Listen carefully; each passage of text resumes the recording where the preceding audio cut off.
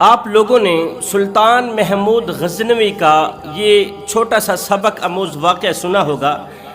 اس سبق آموز واقعہ نے لاکھوں نوجوانوں کی زندگی بدل ڈالی، لاکھوں کروڑوں بھٹکے ہوئے نوجوانوں کو راہ راست پر لگا دیا۔ وہ واقعہ کچھ یوں ہے کہ جب سلطان محمود غزنوی نے ہندوستان کے ہندوؤں پر حملہ کیا تھا، جو مال غنیمت ہاتھ آیا، حملہ کرنے کے بعد، جنگ جیتنے کے بعد جو مال غنیمت ہاتھ آیا، اس مال میں ایک غلام بھی تھا۔ وہ غلام اتنا ذہین تھا، اتنا اچھا تھا، اتنا اچھے اخلاق والا تھا، اس کا اتنا اچھا کردار تھا۔ جوانوں، اچھی سوچ رکھو، سوچ سے الفاظ بنتے ہیں، الفاظ سے اعمال بنتے ہیں، اعمال سے کردار بنتے ہیں، اور کردار سے ہی انسان کی پہچان بنتی ہے، کردار سے ہی انسان کی شخصیت بنتی ہے۔ پھر چاہے وہ ہندو ہو، پھر چاہے وہ مسلم ہو، اچھا کردار ہونا چاہیے۔ انسان کا کردار سندھل کے ایک درخت جیسا ہونا چاہیے۔ انسان کا اخلاق، انسان کا کردار سندل کے ایک درخت جیسا ہونا چاہیے، جو خود پر کلہاڑی کھانے کے بعد بھی خوشبو سے مہکا دیتا ہے، خود پر کلہاڑی کھانے کے بعد بھی کلہاڑی کو خوشبو سے مہکا دیتا ہے۔ انسان کا کردار کچھ اس طرح کا ہونا چاہیے۔ تو اس غلام کا کردار بھی کچھ اس طرح کا تھا، اس ہندو غلام کا اخلاق بھی کچھ اس طرح کا تھا۔ اس کی ذہانت، اس کی عقل مندی سے، اس کی شرافت سے متاثر ہو کر بادشاہ نے اسے بیٹا کہہ کر سردار بنا دیا۔ سلطان محمود نے اس ہندو کو بیٹا کہہ کر سردار بنا دیا۔ اس نے کلمہ پڑھ لیا ہوگا یا نہیں پڑھا ہوگا، وہ واقعے کے اندر نہیں لکھا تھا۔ جب سلطان محمود نے اسے اپنا بیٹا کہہ کر سردار بنا دیا تو وہ ایک برانڈڈ بن گیا، وہ ایک قیمتی بن گیا، قیمتی ہیرا بن گیا۔ ایک دن سلطان محمود غزنوی اپنی کرسی پر بیٹھے تھے تو اپنے بیٹے کو بلایا، بیٹا ادھر آؤ۔ وہ قریب آیا تو سلطان محمود نے اسے اپنے پہلوں میں کرسی پر بٹھا دیا۔ اب جیسے ہی اسے کرسی پر بیٹھنے کا کہا کہ بیٹا میرے ساتھ بیٹھ جاؤ، جیسے ہی بیٹے کو منہ بولے بیٹے کو اپنے ساتھ بیٹھنے کا کہا تو وہ ایک دم زار و قطار رونے لگا، ایک دم اس کی چیخ نکل گئی، زار و قطار رونے لگا، تڑپنے لگا، اس کی ہچکی لگ گئی۔ وزیر مشیر جلدی سے اٹھے، اسے چپ کروانے لگے، اس لیے کہ وہ سردار بھی تھا اور بادشاہ کا منہ بولا بیٹا بھی تھا۔ جلدی سے اسے چپ کروانے لگے۔ بادشاہ سلطان محمود غزنوی پریشان ہو گیا کہ آخر اس کو کیا ہو گیا ہے، یہ کیوں رونے لگا ہے، کیوں تڑپنے لگا۔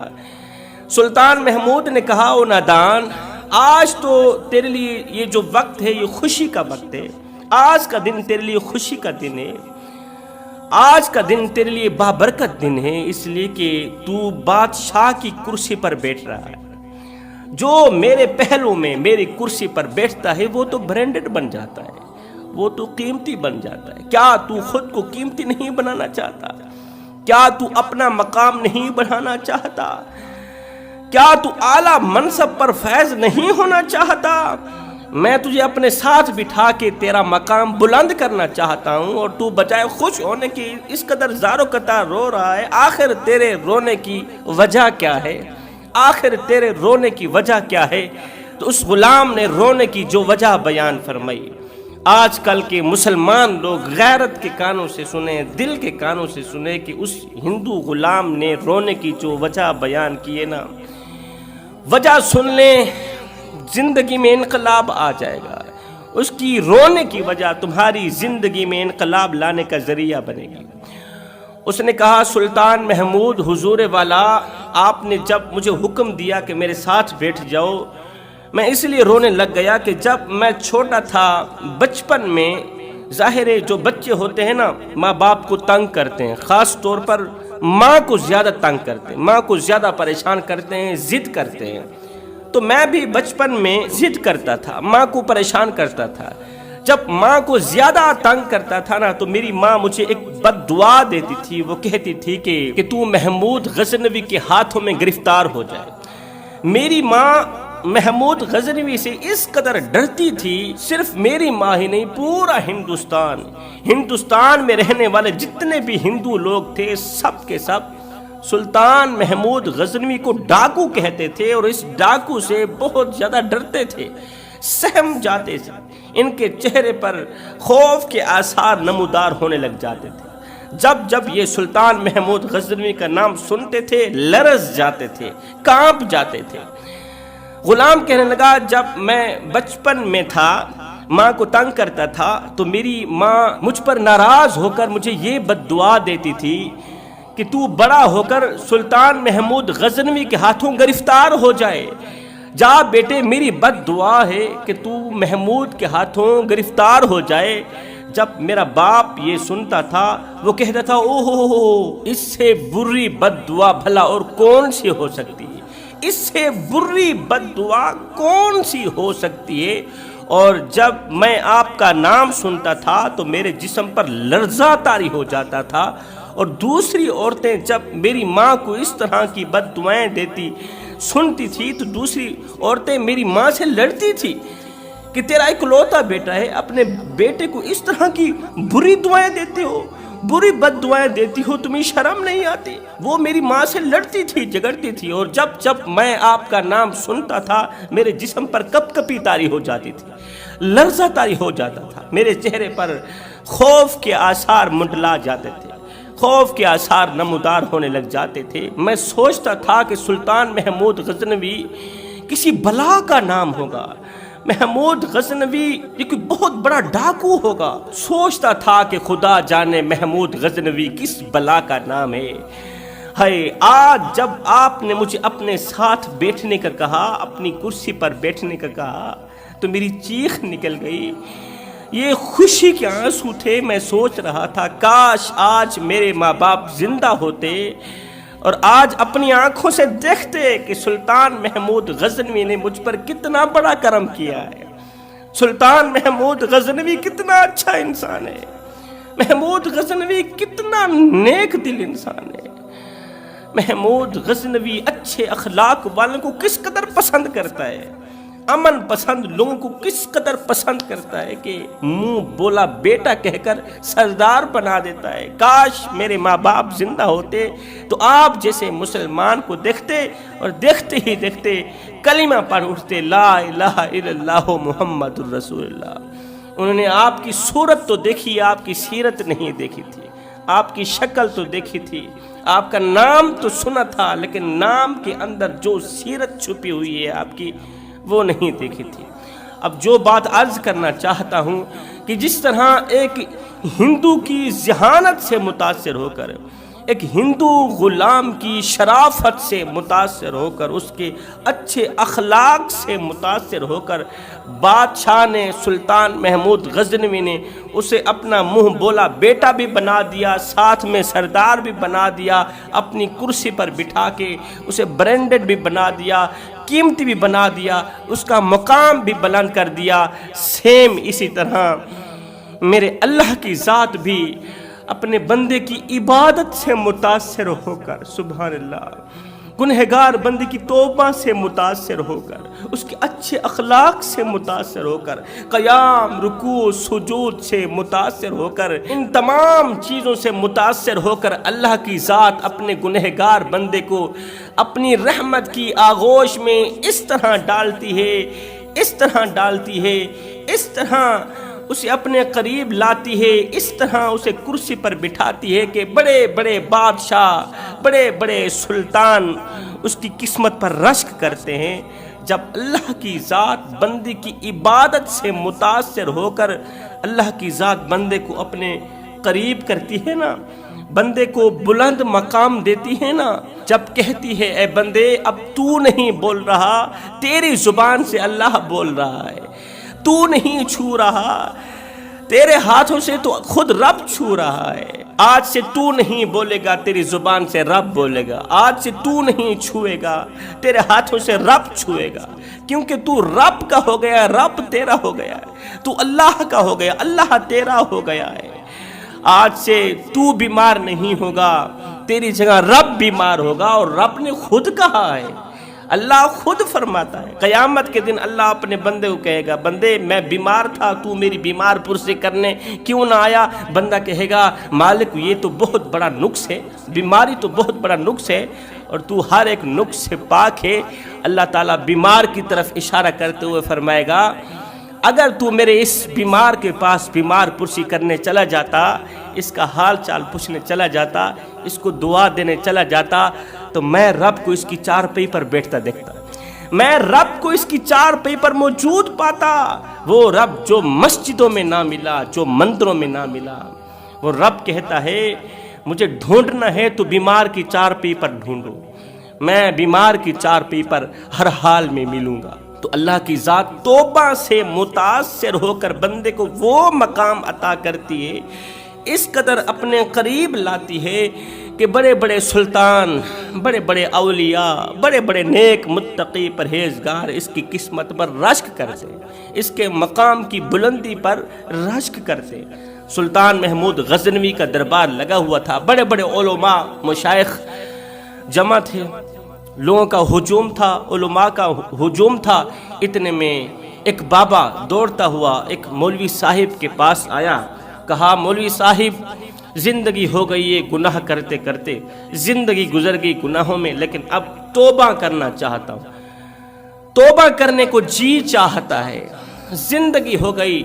داڑھی کے اوپر ہاتھ پھیرا، سر کے بالوں پر ہاتھ پھیرا، کہا کہ میرے سر کے اوپر اتنے بال نہیں جتنے میں نے گناہ کیے، میرے جسم پر اتنے بال نہیں جتنے میں نے گناہ کیے۔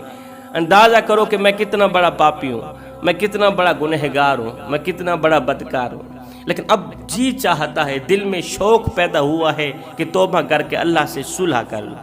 مولوی صاحب نے کہا بابا جی بڑی دیر کر دی آنے میں، دیر کر دی آتے آتے، دیر کیوں کر دی آپ نے؟ بابا جی نے کہا مولوی صاحب مجھے تو لگتا ہے کہ میں جلدی سے آیا ہوں، میرا تو خیال ہے کہ میں جلدی سے آیا ہوں۔ مولوی صاحب نے کہا وہ کیسے؟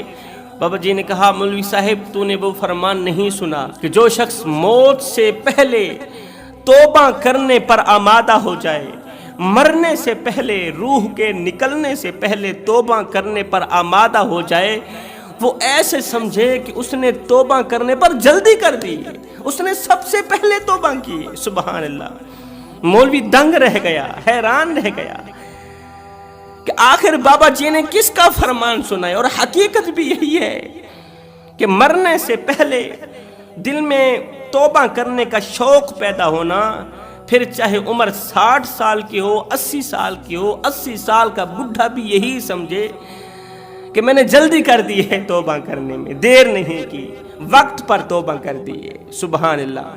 وہ ایک فقیر تھا، اللہ والا تھا، اس کے دل کا تعلق اللہ کی ذات کے ساتھ جڑا ہوا تھا، تو اس کی عادت تھی کہ وہ قرضے اٹھا کر لوگوں کی خدمت کیا کرتا تھا، قرضے اٹھا کر لوگوں کو کھانا کھلایا کرتا تھا، پانی پلایا کرتا تھا، لوگوں کی ضرورتیں پوری کرتا تھا۔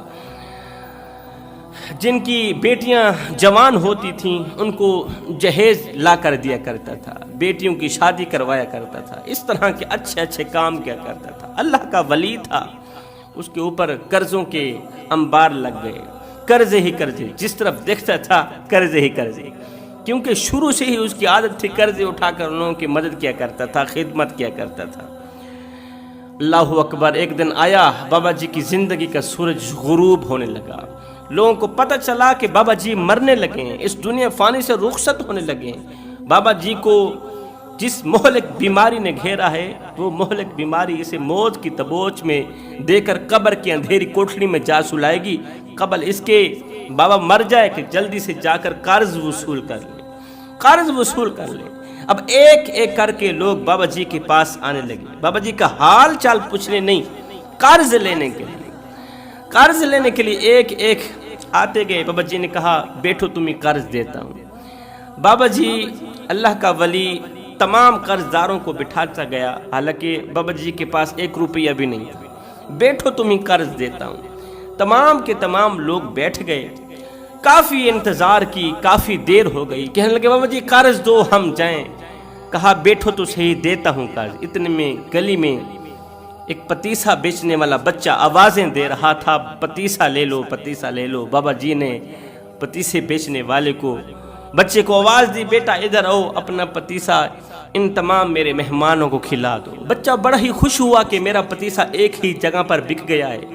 اب بچے نے اپنا سارا پتیسا تمام لوگوں کو کھلا دیا، پھر پیسے مانگنے لگا تو بابا جی نے کہا بیٹا آپ بھی بیٹھ جائیں، تمہیں بھی پتیسے کے پیسے دیتا ہوں۔ وہ بچہ بھی بیٹھ گیا، گھنٹہ گزر گیا۔ بچے نے کہا بابا جی پیسے دو میں جاؤں۔ بابا جی نے کہا بیٹھو تو صحیح دیتا ہوں۔ 2 گھنٹے گزر گئے، 3 گھنٹے گزر گئے تو بچہ کھڑا ہو گیا، کہنے لگا بابا جی میرے سر پر باپ کا سایہ نہیں ہے، میرا باپ کب کا فوت ہو چکا ہے، اور میری ایک ماں اور 2 چھوٹی چھوٹی بہنیں، میری ماں صبح سویرے مجھے پتیسا بنا کر دیتی ہے اور میں کڑکتی دھوپ میں تتی ریت کے اوپر بازاروں میں گلیوں میں پتیسا بیچتا ہوں، شام کو روٹی پانی کا بندوبست کر کے بوڑھی ماں کی اور چھوٹی بہنوں کی بھوک مٹاتا ہوں، ان کی روزی روٹی کا بندوبست کر کے جاتا ہوں۔ شام ہو گئی ہے، میری ماں میرا انتظار کر رہی ہوگی، میری چھوٹی چھوٹی بہنیں گھر کے دروازے پر بیٹھ کے میری راہوں کو دیکھتی شدت سے میرا انتظار کر رہی ہوگی، اور ایک آپ ہے مجھے پیسے نہیں دے رہے۔ اگر آپ مجھے پتیسے کے پیسے نہیں دیں گے، آج نہیں دیں گے، میری ماں تو بھوکی رہے گی نا، میری بہنیں تو بھوکی رہ جائیں گی، آج کی رات وہ بھوک سے کیسے سوئیں گی، پوری رات میرا سر کھاتی رہیں گی کہ ہمارے لیے روزی روٹی کا بندوبست کیوں نہ کر کے آیا۔ تو میں ان کو کیا جواب دوں گا؟ بابا جی جلدی کرو، مجھے تو پیسے دو۔ اب بچے نے رونا شروع کر دیا، بچے نے زاروں قطار تڑپنا شروع کر دیا، رونا شروع کر دیا، چیخنا شروع کر دیا کہ مجھے میرے پیسے دو، نہیں تو میری ماں بھوکی رہ جائے گی، میری بہنیں بھوکی رہ جائیں گی، جلدی سے مجھے پیسے دو، میں نے ماں اور بہنوں کے لیے روٹی خرید کر جانی ہے۔ ادھر سے بچہ رونے لگا، جیسے ہی بچے کی آنکھوں سے آنسو چھم چھم برسنے لگے نا، ادھر سے میرے اللہ کی رحمت کو جوش آئی، میرے رب کی رحمت جوش میں آئی۔ اتنے میں ایک شخص آیا، اس نے جیب سے ایک تھیلی نکالی، بابا جی کو دیتے ہوئے کہا کہ فلاں شخص نے آپ کے لیے نذرانہ بھیجا ہے، حضرت فلاں شخص نے آپ کے لیے نذرانہ بھیجا ہے، آپ اس کے حق میں دعا کریں اور یہ نذرانہ قبول کریں۔ بابا جی نے وہ نذرانہ لیا، جب تھیلی کھولی تو اندر سونے کے سکے تھے، سونے کے سکے تھے۔ اللہ کا شکر ادا کیا اور تمام قرض داروں کو وہ سکے بانٹ دیے۔ تو قرض داروں نے کہا کہ اس شخص نے آتے آتے دیر کیوں کر دی، اس نے دیر کیوں لگا دی، 4-5 گھنٹے ہو گئے ہمیں انتظار کرتے کرتے، اس آنے والے نے دیر کیوں کر دی؟ تو بابا جی نے کہا بیٹے اس لیے کہ اس وقت تم میں رونے والا نہیں تھا، اس وقت تم میں کوئی رونے والا نہیں تھا، آنکھوں سے آنسو بہانے والا نہیں تھا، دعا کرنے والا نہیں تھا۔ ایک رونے والا بچہ آیا ہے، سب کا کام کر گیا، ایک رونے والا آیا ہے، سب کے مسئلے حل ہو گئے۔ اپنے اندر رونے کی عادت پیدا کرو، خشیت الہی میں گڑ گڑا کر اللہ سے مانگنے کی عادت پیدا کرو۔ جب تمہارے اندر رونے کی عادت پیدا ہو جائے گی، خشیت الہی میں، معرفت الہی میں، رات کے دوسرے پہر تہجد کے وقت بے قراری میں جب اللہ کے حضور آنکھوں سے 2-4 آنسو بہاؤ گے نا، ادھر سے یہ آنسو زمین پر بعد میں جائیں گے، بخشش کا اعلان پہلے ہو جائے گا، مغفرت کے اعلان پہلے ہو جائے گا، مقام کی بلندی کا اعلان پہلے ہو جائے گا۔ اس لیے میں کہتا ہوں رب کو راضی کرنے کی کوشش کرو، جب رب تمہارا ہو گیا تو پھر سب تمہارا ہوگا۔